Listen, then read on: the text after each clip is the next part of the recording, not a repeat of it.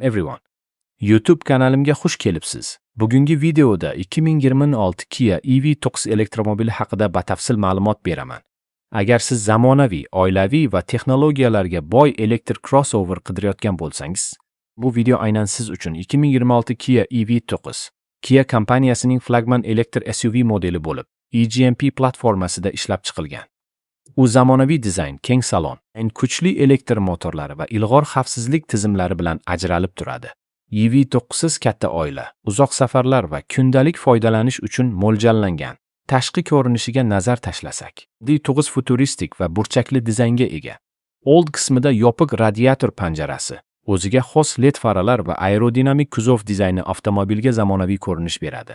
Yirik g'ildiraklar va baland kuzov esa uning yo'l tanlamas uslubini yanada kuchaytiradi. Ichki salon juda keng va qulay.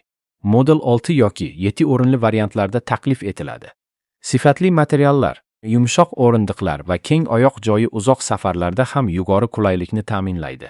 Ikkinchi va uchinchi qator o'rindiqlari osongina buklanadi. Natijada katta yukxona hajmi hosil bo'ladi.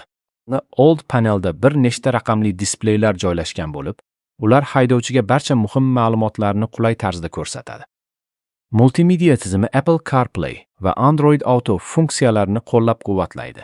Shuningdek, simsiz telefon quvvatlash, ko'plab USB-C portlari, premium audio tizimi va zamonaviy iqlim nazorat tizimi mavjud. 2026 Kia EV9 turli quvvatdagi elektr motorlari bilan taqdim etiladi. G'ildirakdan tortuvchi va to'liq g'ildirakdan tortuvchi versiyalari mavjud. Kuchli GT Line versiyasi yuqori tezlanish va sport uslubidagi boshqaruvni taklif qiladi.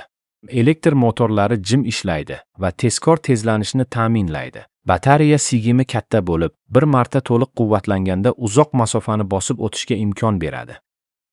Tezkir quvvatlash texnologiyasi yordamida batareyani qisqa vaqt ichida sezilarli darajada quvvatlash mumkin.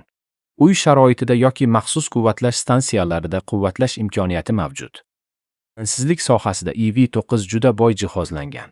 Unda adaptiv kruiz nazorati, avtomatik favqulodda tormozlash, yo'lakni ushlab turish yordamchisi, ko'r nuqtani kuzatish tizimi, 306 darajali kamera, old va orqa park sensorlari hamda ko'plab havo yostiqchalari mavjud. Ayrim versiyalarda avtomobil yarim avtonom haydash funksiyalarini ham qo'llab-quvvatlaydi. Haydash hissi juda qulay. Past og'irlik markazi avtomobilning barqarorligini oshiradi. Elektr motor esa silliq va shovqinsiz harakatlanishni ta'minlaydi. Osma tizimi notekis yo'llarda ham yo'lovchilar uchun yuqori darajadagi qulaylik yaratadi.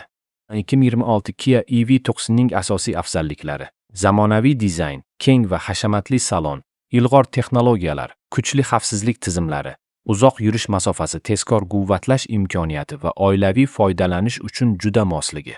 Kamchiliklari sifatida narxining ayrim raqobatchilarga nisbatan yuqoriroq bo'lishi, katta o'lchamlari sabab tor joylarda boshqarish biroz qiyinroq bo'lishi hamda to'liq quvvatlash infratuzilmasi hamma hududlarda bir xil rivojlanmaganini aytish mumkin.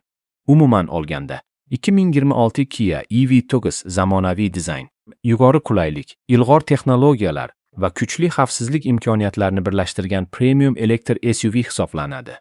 U katta oilalar, uzoq safarlar va ekologik toza transport izlayotgan haydovchilar uchun juda yaxshi tanlovdir. Tomosha qilganingiz uchun rahmat.